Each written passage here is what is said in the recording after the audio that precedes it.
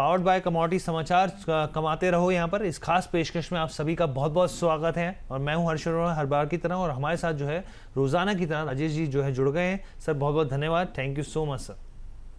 Good morning Harsh ji, सभी दर्शकों को नमस्कार। कैसे हैं आप? बहुत बढ़िया सर। तो जो आप वाइट शर्ट पहन के आज आए हैं सर, तो वाइट जो होता है वो शांति का प्रतीक होता है, एक तरीके से देखा जाता है। हालांकि कल बाजार में जो है वो लाल निशान रहा यहाँ पर सब जगह पर। यहाँ पे ट्रम्प की तरफ से आज जो बयान निकल के आ रहे हैं वो कह रहे हैं हम लोग बातचीत करने के लिए तैयार है, लेकिन वही दूसरी ओर उन्होंने दूसरी बार अटैक भी कर दिया है ये ईरान के ऊपर। ये बड़ी खबर निकल के आई। लेकिन अब सबसे पहले हम लोग मार्केट को देख लेते हैं और फिर आपके तमाम स्टॉक्स के ऊपर हम लोग चर्चा भी कर लेंगे। तो देखिए मार्केट जो है, अगर आप सबसे पहले देखें तो 78 पॉइंट, करीब 82 पॉइंट की यहाँ पर जो है रफ्तार दिखा रहा है। करीब 23,970 के लेवल पर आके खड़ा हुआ है यहाँ पे। अगर आप ओपनिंग देखें तो 23,928 के आसपास हुई थी, हाई 974। अब उसके आसपास जो है बाजार यहाँ पे फिलहाल के लिए दिख रहा है। अगर आप यहाँ पे देखें बैंकिंग स्टॉक्स में, तो बैंकिंग स्टॉक में एक करीब आधे प्रतिशत से ज़्यादा की तेज़ी दिख रही है। यहाँ पे रिकवरी कहिए, बल्कि तेज़ी क्या कहें। और यहाँ पे मिड कैप की बात करें यहाँ पे, तो मिड कैप में करीब 1% की यहाँ पर जो है रिकवरी है। और स्मॉल कैप की बात करें तो आधे प्रतिशत की साफ तौर पे। ऑटो की बात की जाए तो यहाँ पर आधे प्रतिशत की ऑटो में भी तेज़ी, यहाँ पर एफएमसीजी में भी रिकवरी है। एक आज जो नतीजे आने वाले हैं टीसीएस के, और उसके सामने आईटी जो है करीब आप देखिए 1.5% की गिरावट साफ तौर पे दिखा रहा है। यहाँ पर 1.5% की पूरे आईटी इंडेक्स में गिरावट देखने को मिल रही है। अगर आप ब्रेथ की बात करेंगे यहाँ पे, तो आपको देखने को मिलेगा एडवांसेस जो हैं आज अच्छे हैं। एडवांसेस करीब 1700 शेयर जो है वो बढ़ने वाले हैं, और गिरने वाले जो हैं वो 850 शेयर्स यहाँ पर गिरने वाले हैं। यानी कि जो ब्रेथ है फिलहाल के लिए मजबूत दिख रही है। इंडिया विक्स जो है वो क्रैश हो गया है। यहाँ पे निफ्टी विक्स की बात की जाए तो करीब 7% नीचे दिखा रहा है। करीब 13 के आसपास जो है इंडिया विक्स जो है वो ट्रेड करता हुआ दिख रहा है। 16 के करीब यहाँ पे 6-7% की गिरावट देखने को मिल रही है। वहीं अगर आप थोड़ा सा और ब्रॉडर सेंस में देखेंगे यहाँ पर, तो जो तमाम इंडेक्स हैं, अगर आप आईटी को छोड़ दें और फार्मा को छोड़ दें आज, तो बाकी जो तमाम इंडेक्स है वो पॉजिटिव टेरिटरी में कारोबार करते हुए दिख रहे हैं। और कल जो सबसे बड़े लूजर्स रहे थे, जो 5 दिग्गज थे निफ्टी 50 के, जो 5 स्टॉक्स थे, अगर आप वहाँ पर देखें तो आज जो है तेज़ी दिखा रहे हैं जहाँ पर, तो इटर्नल, टाइटन और जो श्रीराम फाइनेंस जैसे स्टॉक हैं। वहीं उसके सामने जो यहाँ पर गिरावट दिखा रहे हैं जो स्टॉक्स, जिसमें इन्फोसिस है, एचसीएल टेक है, टीसीएस है, यानी कि तमाम जो आईटी और फार्मा स्टॉक्स हैं उनकी पिटाई जो है चल रही है। तो ये और समीकरण बनते हुए दिख रहे हैं। राजेश सर, अब जो है निफ्टी 100 पॉइंट की तेजी पर आ गया है सर, रिकवरी आ रही है यहाँ पे, और 24,000 के आंकड़े के आसपास जो है जाता हुआ दिख रहा है। क्या मानना है आपका?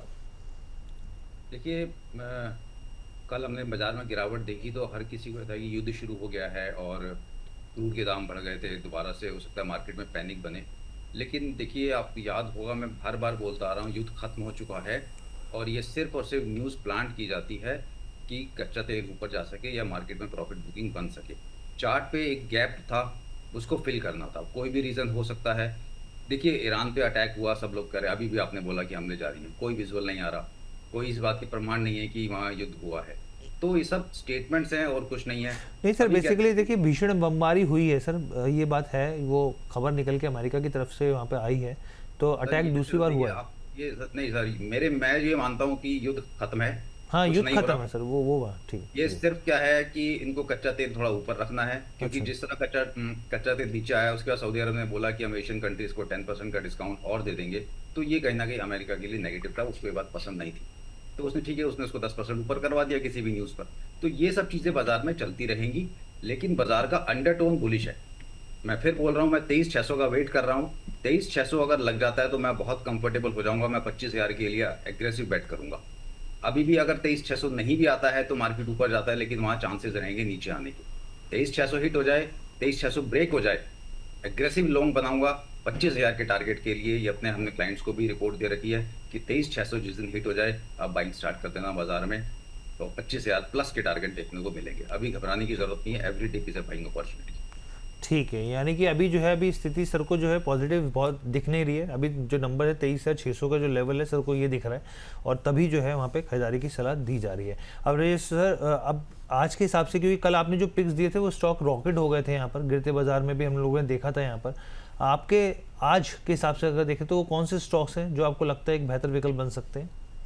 देखिए, एक स्टॉक है ऑटोलाइन इंडस्ट्रीज, अभी 9140 के आसपास चल रहा है। इसके फंडामेंटल भी अच्छे हैं, पिछले क्वार्टर के रिजल्ट बहुत बढ़िया आए थे, तो मैं उम्मीद कर रहा हूँ कि अब भी नंबर इस बार चाहिए और उन्हीं भाव के आसपास है जिस जिस भाव पे पिछले क्वार्टर के आसपास था। जी। और 75 रुपीज पर प्रमोटर ने इसमें प्रेफरेंशियल पे वारंट भी लिए हैं।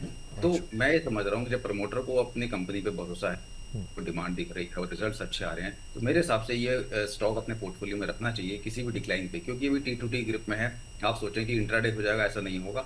कभी भी आपको डाउन मिलता है, लोअर सर्किट लगता है, आप थोड़ा थोड़ा करके इसको ऐड करें और शॉर्ट टर्म में 125 तक के भाव इसमें एक्सपेक्ट किए जा सकते हैं। ठीक है। ऑटो लाइन इंडस्ट्रीज की तरफ से जो है सर की तरफ से सलाह आ रही है यहाँ पर, और आप देखिए यहाँ पे 70 रुपये के स्टॉप लॉस दिया जा रहा है, 125 रुपीज़ का जो है यहाँ पे टारगेट्स दिए जा रहे हैं, और जो खरीदारी के लेवल्स हैं वो 92 से 85 के आसपास है। कंपनी जो है बेसिकली मैन्युफैक्चरिंग करती है यहाँ पे शीट मेटल्स, स्टेपिंग्स, इसके अलावा यहाँ पे वेल्डेड असेंबलीज, और इसके अलावा अगर आप देखें तो कंपनी जो है पार्किंग ब्रेक्स हो गए, फुट कंट्रोल मॉड्यूल्स हो गए, OEMs जो ऑटोमोटिव में इस्तेमाल किए जाते हैं यहाँ पे, और इसके अलावा और भी बहुत सारी चीज़ों को लेकर जो है कंपनी का बिजनेस मॉडल। तो ये पहली पिक हो गई ऑटो लाइन इंडस्ट्रीज लिमिटेड को लेकर। और दूसरा शेयर कौन सा रहेगा सर? तो दूसरे शेयर की बात करें तो हम देख रहे हैं कि वायर एंड केबल्स में काफ़ी अच्छा ट्रैक्शन है। जैसे पॉलीकैब हुआ, KEI हुआ, ये लगातार हाइस बना रहे हैं।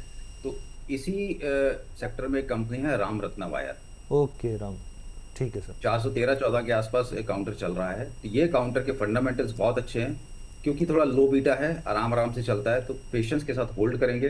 412-13 से लेकर के 390 इस रेंज में आपको कभी भी मिले ऐड कीजिए। 50 का जो पिछला स्विंग लो के आसपास वहां बना था उसका स्टॉप लॉस लगा लीजिए। टारगेट ऊपर में 500 प्लस के रह सकते हैं।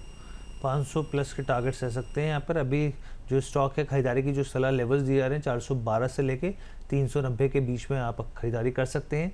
टारगेट्स 500, स्टॉप लॉस 350 का लगाना है। तो ये जो दो स्टॉक्स हैं ये निकल कर आ रहे हैं यहाँ पर।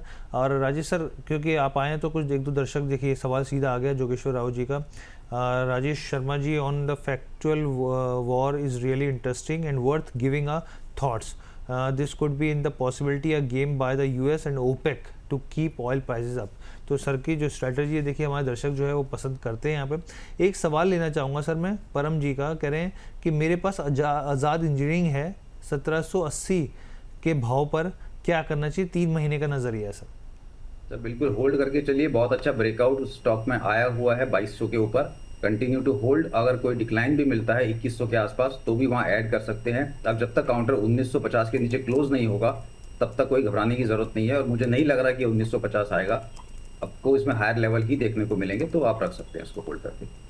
ठीक है सर। तो ये ओवरऑल जो है सर की तरफ से जानकारी निकल कर आ गई। Sir thank you so much हमारे साथ जुड़ने के लिए, और साथ ही सर डिस्क्लेमर भी प्लीज़ शेयर कर दीजिए। तो जिन भी स्टॉक्स पे बात किया, कोई पर्सनल होल्डिंग नहीं है। क्लाइंट्स की पोजीशन हो सकती है। MTF पे ट्रेडिंग ना करें। कोई भी ट्रेड लेने से पहले वित्तीय सलाहकार की राय जरूर ले लें। और एक छोटा सा अपडेट दे देता हूँ हर्षी, कल जो स्टॉक दिया था यूनिकेम लैब, अब देखेंगे कि अभी भी वो हाई लगा रहा है, 624-25 के आसपास हो गया, 10% ऊपर है अभी भी। और कुछ स्टॉक जो हमने इसी अपने सेगमेंट में कवर किए हैं, जैसे कि इंडो बोराक्स था, देन नाइका था, तो नाइका के टारगेट हिट हो गए हैं। इंडो बोराक्स से अपने भाव से 10% ऊपर है। तो धीरे धीरे आप पोजीशन बना सकते हैं जिन स्टॉक्स में बात कर रहा हूँ, पर डिक्लाइन पे लेंगे आपको अच्छा खासा रिटर्न मिलेगा। आप आराम से इसमें पोजीशन बनाइए और कमाते रहिए। बिल्कुल कमाते रहिए, जैसा कि नाम है यहाँ पर। सर के जो स्टॉक्स हैं धुआंधार पारी चल रही है सर आपकी, एकदम ज़बरदस्त बैक स्ट्राइक नहीं बल्कि आप तो छक्के लगाए जा रहे हैं सर यहाँ पर। बहुत बढ़िया सर।